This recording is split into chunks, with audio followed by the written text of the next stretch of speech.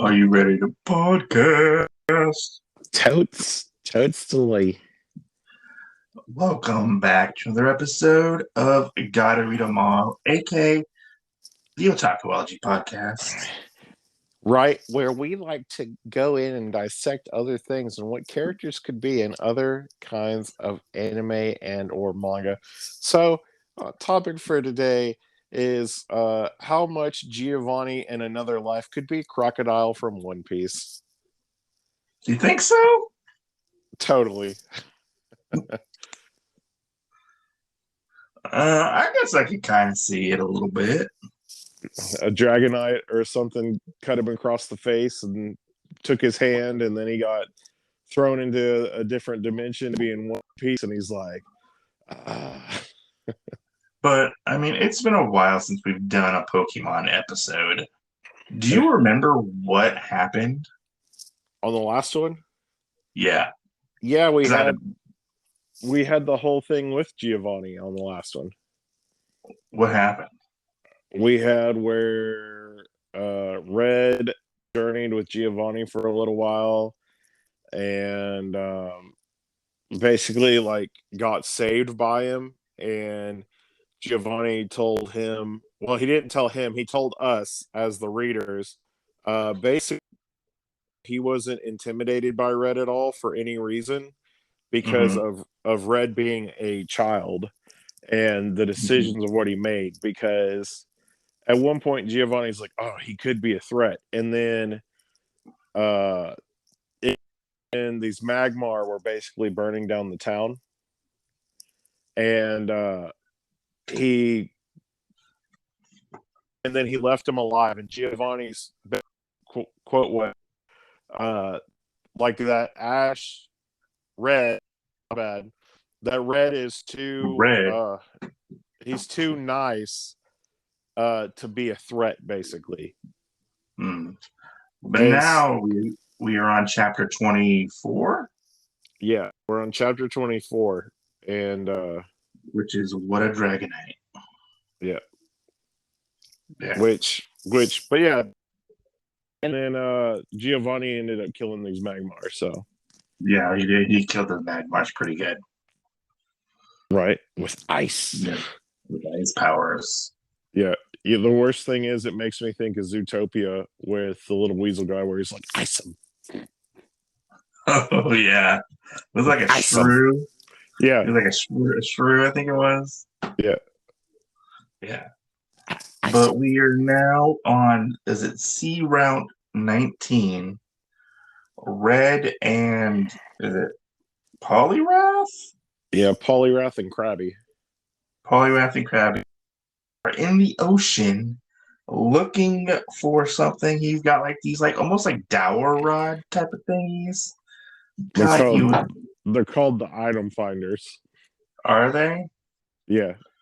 Because they look like dowel rods, like that thing you can find water with.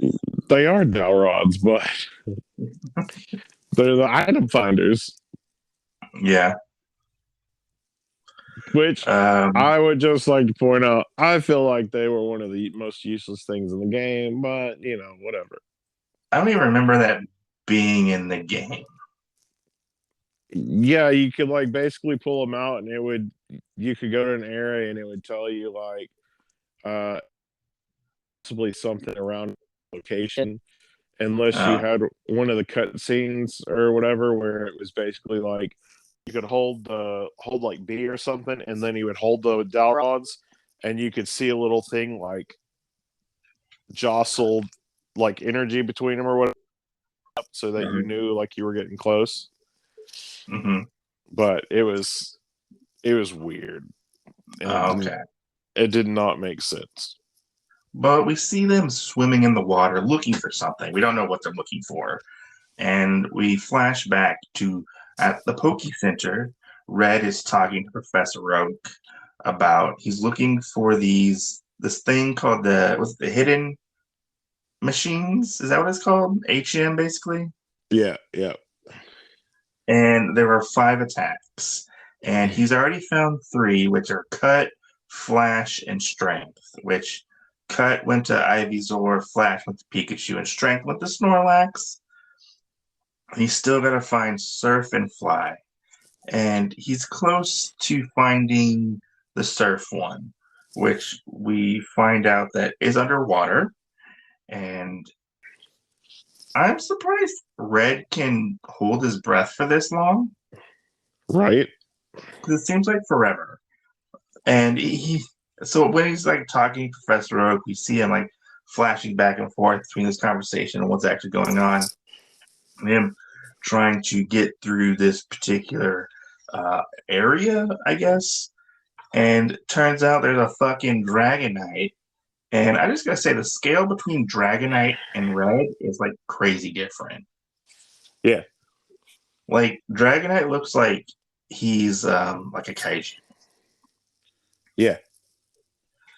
And no, but he's underwater. No, and it's funny because it's how true that is. Because if you go look at like Pokemon the first movie, when Team stops the Dragonite or whatever, he's almost as big as if Jesse and James stood on each other's shoulders. Yeah. The funny thing though is when we look at the scale of a Charizard, because most Charizards aren't actually as they're not like that tall. Yeah. But we see Red gets attacked by the Dragonite, and they fly out of the water and hit the rock that they land on, and Poliwrath and Krabby are knocked out. And which I'm trying to figure out who put this thing under the water, and why is the Dragonite guarding this thing? I don't know. This is my prediction, okay? I think that Professor Oak put these under or in different places for things to happen. Uh-huh. And it was a second thought because nobody thought about it. The author or the mangaka didn't think about it at the time. That's why we didn't get a side chapter for Cut, Flash, and Strength. Yeah. It just kind of seemed like, oh, we get story off of that, I guess. But I think that he put these in different areas for the Pokédex users to actually go find and do that so that they can move on. But I like Red's tactic here that he comes up with, where he takes Ivysaur and uses the Vine Whip to wrap it around Pikachu and sends Pikachu down into the water to electrocute the Dragonite. Right. Even though Pikachu's not good at swimming at all. Right. Well, and then I like the part that's coming up. Like he basically shocks him and lures him out of the water. And then whenever that happens, he's like, here's the ball, Snorlax. Because Snorlax goes charging at him like a football player to hit Dragonite. Yeah, because he basically uses Pikachu as like as almost like bait. Yeah. Bait to lure in Dragonite to make him mad. Yeah. Well, you know what? I think I just found out one thing. What? Snorlax must have played for the Kansas City Chiefs, so he won the Super Bowl. But I like this fight between Snorlax and Dragonite. We do definitely get a sense of like size comparison between them and like regular Pokemon. Right. And they're just the fights. It's short, but it's cool. And it is. I also like the magnitude, kind of how heavy between both of them are and everything, because they break a rock. They break like a big rock that's actually kind of set up to be like an island sticking out of the water out here in the water, and they're fighting, and then the rock just starts cracking under the fighting and whatnot. And Dragonite is having none of this, and so he goes after Red, and because Red uses that as a distraction to go get the HM that he needs Sadly, the HM breaks, and Red gets stuck under a boulder and is basically drowning. So, R.I.P. Red. End of story. Red is dead. Right. Hey, so I got one question for you. What? What move do you think Dragonite's using where he's shooting this light from his little head tentacles? I don't know what it was. All right, where were we? And we were talking about how Red basically died because his leg stuck under a rock. So a Gyarados comes in, and Red's like, I can't believe it. It's a Gyarados. As he's dying, drowning from all the water that's coming into his lungs. Gyarados and Dragonite are fighting, and we see a mermaid who looks very suspicious. She looks like Misty. It's Here's another thing. When we were just talking about size, right? Yeah. With X and Dragonite, how big Gyarados is compared to Dragonite. Yeah, it's crazy. But Red ends up getting saved while this fight between Dragonite. What? I just thought of something stupid. What did you think of? Dragonite, or not Dragonite, Gyarados and Snorlax. You ever seen an anaconda go after a fat man?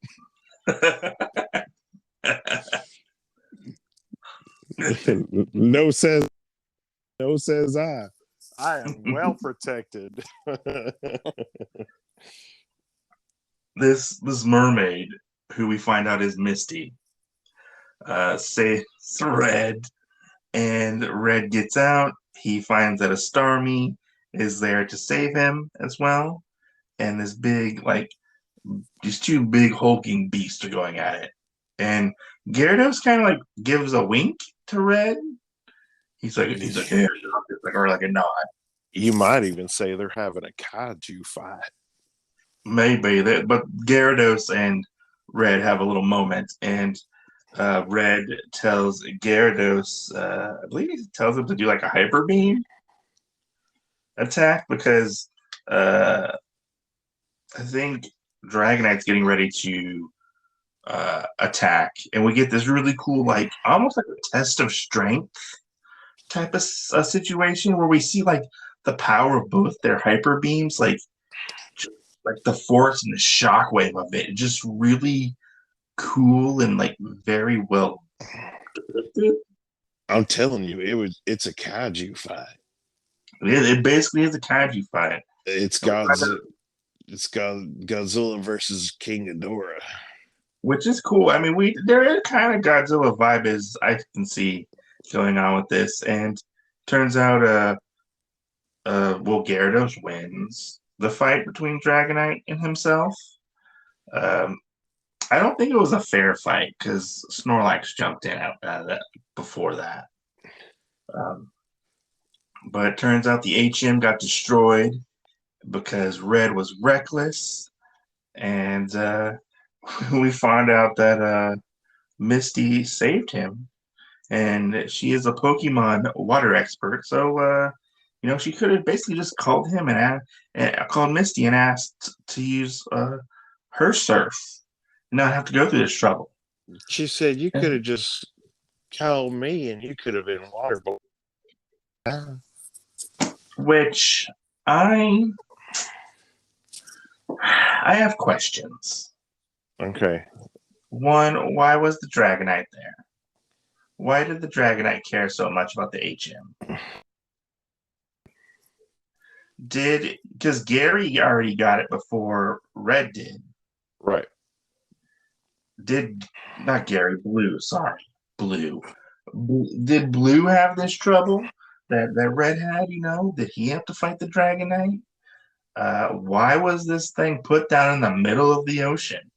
Why was Misty a fucking mermaid? Did she actually like put on like a mermaid tail and to go save Red? It's gotta help her swim. And like, or was it just Red's like imagination while he was dying? Oh, that would be a good turn of events. Like was it just Red's imagination that helped that Misty was actually a Well, mermaid instead? well, and piggybacking off of that, does he like Misty enough for her to be a mermaid? And question, why was she topless? Was she topless? When she was a mermaid, she is topless.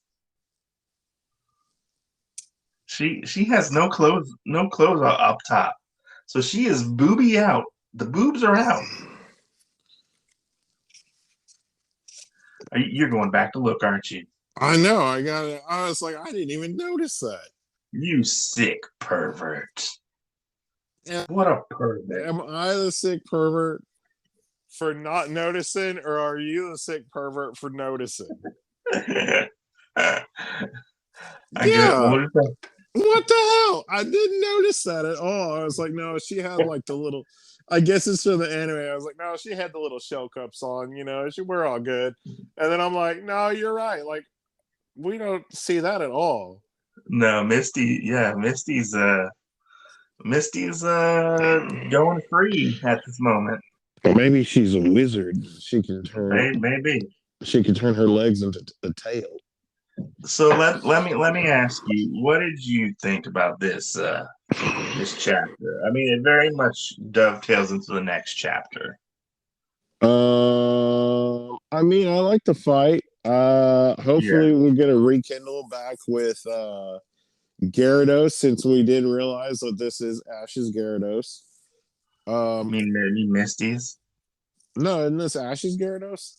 No, you mean Red? No, it's Misty's because it's Misty's Gyarados. That's the one who was experimented on by Team Rocket.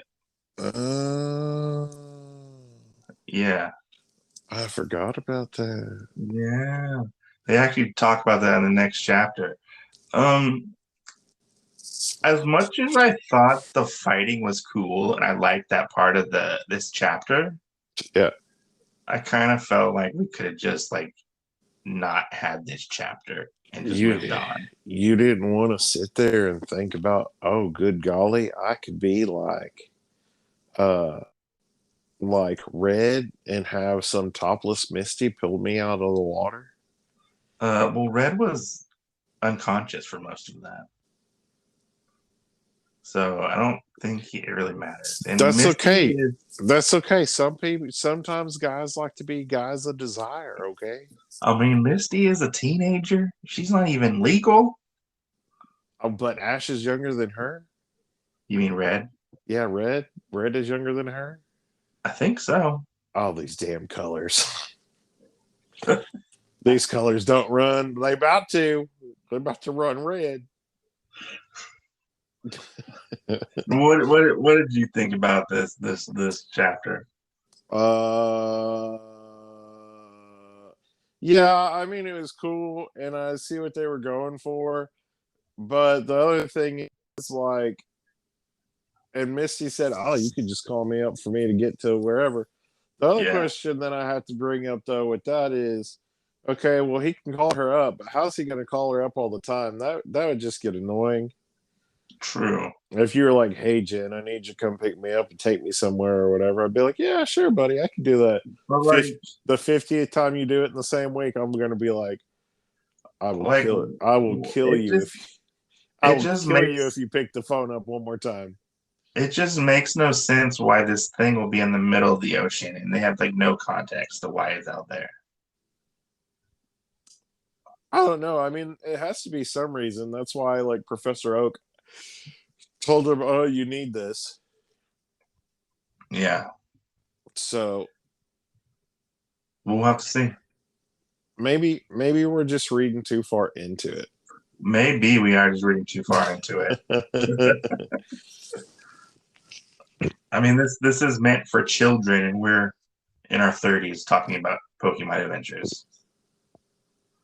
Hey, You buddy, know, I had an accident today. Okay, somebody uh-huh. asked me how old I was. And I was like, I'm 30, and they're like, they kept adding it up. I was like, no, and I was firm on the fact I was 30, and then they're like, no, I don't think that works out. So I had to text my brother and be like, hey, how old are we?